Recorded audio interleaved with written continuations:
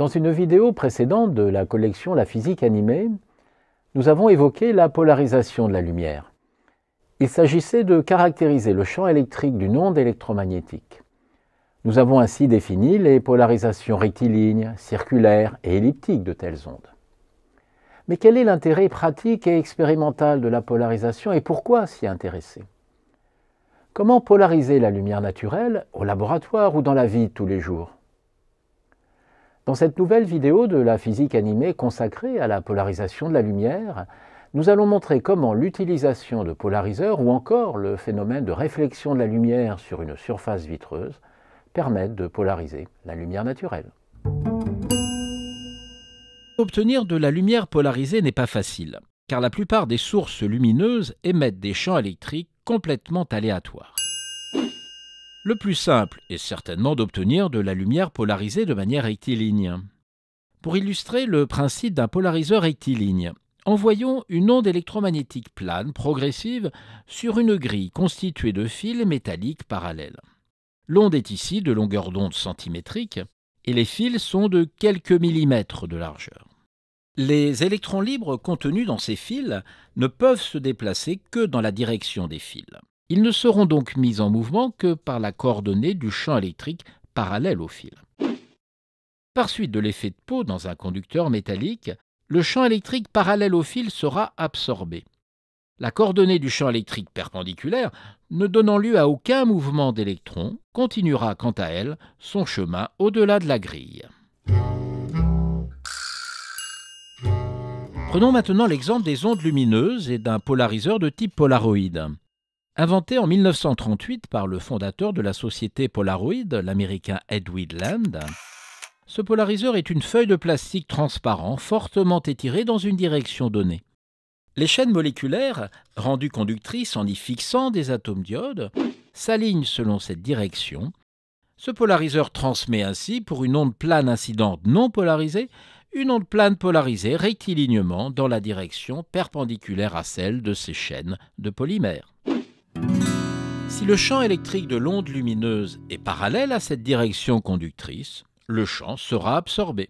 Au contraire, un champ électrique perpendiculaire aux chaînes conductrices ne sera pas altéré et continuera sa propagation en s'écrivant E0 cosinus de oméga t moins kz fois le vecteur unitaire UP perpendiculaire aux chaînes moléculaires.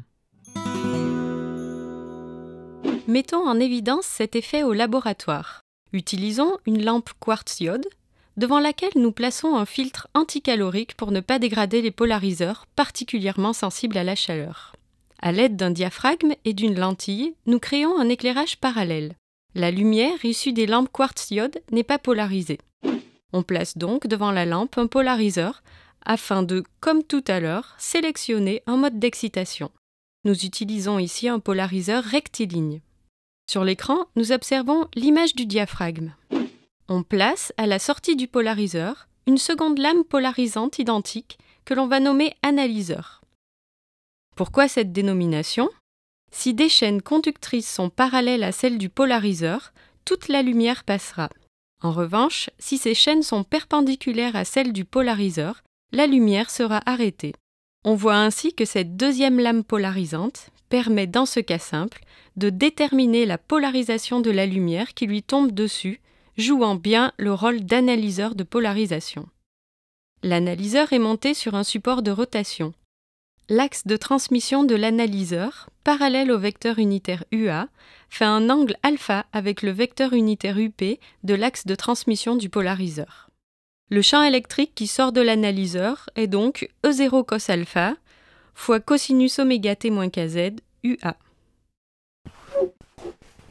En jouant sur l'angle de l'analyseur, on observe l'image du diaphragme avec parfois une forte intensité, puis une intensité moindre, jusqu'à des extinctions totales.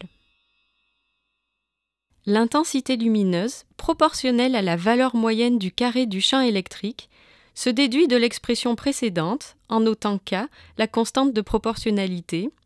I est égal à 1/2 de K E0 carré cos carré alpha, qui est égal à I0 cos carré alpha, avec I0 l'intensité lumineuse du faisceau incident.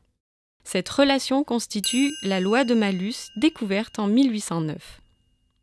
Quand l'angle alpha est nul, l'analyseur laisse entièrement passer l'onde lumineuse. Et quand le polariseur et l'analyseur sont croisés, l'onde est arrêtée dans l'analyseur. La lumière qui se réfléchit sur une surface vitreuse est polarisée partiellement. On s'en aperçoit très nettement et très facilement lorsque l'on place un polariseur sur le chemin de la lumière réfléchie. En faisant tourner l'angle d'un polariseur rectiligne, on voit, ou au contraire on masque, la lumière réfléchie par la table. De la même manière, l'effet est flagrant sur une vitre. Selon l'angle donné au polariseur, nous voyons soit l'extérieur, le reflet de l'amphithéâtre sur la vitre, soit l'intérieur, le gymnase.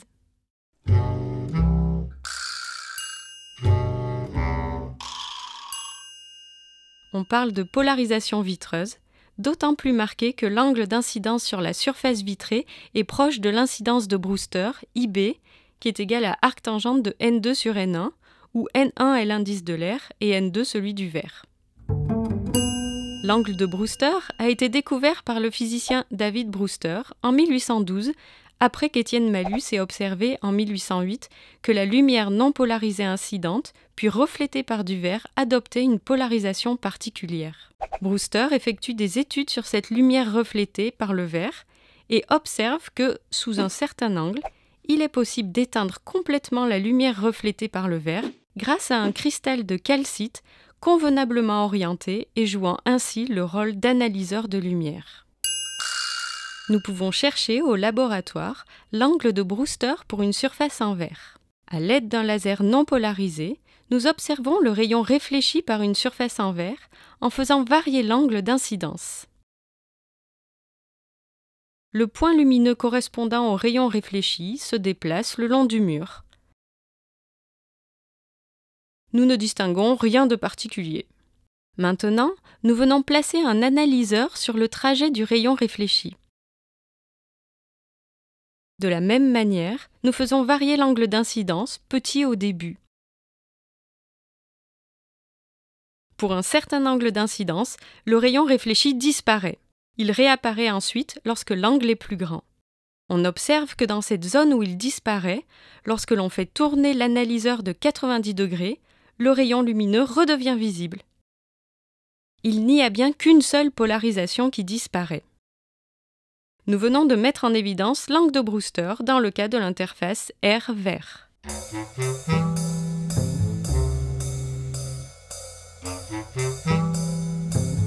Comment interpréter ce résultat ? L'onde réfléchie dans le milieu 1 trouve son origine dans l'oscillation des charges du milieu 2, mise en mouvement par le champ électrique de l'onde réfractée. Intéressons-nous au cas particulier d'une onde polarisée dans le plan d'incidence à l'angle de Brewster. Si l'onde réfléchie n'existe pas, c'est que l'oscillation des charges se trouve avoir lieu dans la direction de celle-ci, rendant alors son émission impossible car une charge, en effet, n'émet pas dans la direction de son oscillation. On peut alors écrire, pour une incidence particulière de Brewster, l'angle IB plus l'angle de réfraction RB égale pi sur 2. Utilisons la loi de Descartes pour la réfraction, N1 sinus IB égale N2 sinus de RB. Et écrivons finalement que N1 fois le sinus de l'angle IB égale N2 fois le sinus de pi sur 2 moins l'angle IB, c'est-à-dire N2 fois le cosinus de IB. L'angle de Brewster dépend alors de l'indice de réflexion des deux milieux et peut s'écrire sous la forme de tangente de cet angle égale N2 sur N1.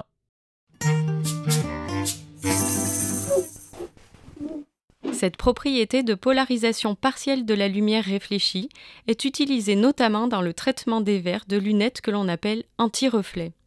Le verre de ces lunettes, constitué d'un film polariseur rectiligne horizontal, coupera la lumière polarisée horizontalement. Le verre polarisant n'a aucun effet sur la lumière du soleil, qui n'est pas polarisée. Mais intéressons-nous au reflet du soleil à la surface de cet étang, l'incidence des rayons solaires étant proche de l'incidence de Brewster. On place un analyseur rectiligne aligné sur la polarisation de la lumière réfléchie par l'eau. L'onde lumineuse réfléchie, dont le champ électrique est perpendiculaire aux chaînes moléculaires de l'analyseur, est donc transmise. On fait maintenant tourner le polariseur jusqu'à une polarisation croisée. les reflets s'éteignent. On observe ainsi soit le reflet des arbres sur l'eau, soit les poissons dans l'eau.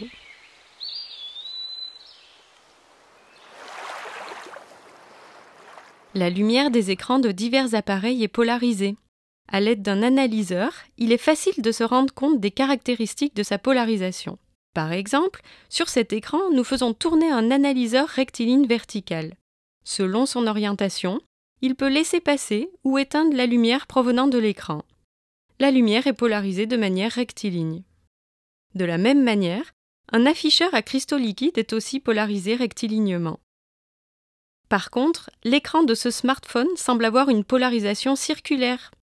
En effet, il est impossible d'éteindre la lumière provenant de son écran avec un analyseur rectiligne. La lumière polarisée permet de mettre en évidence des propriétés relatives à la composition ou à la formation d'objets. Ainsi, nous aborderons des thèmes comme la biréfringence ou la photoélasticimétrie dans la prochaine vidéo.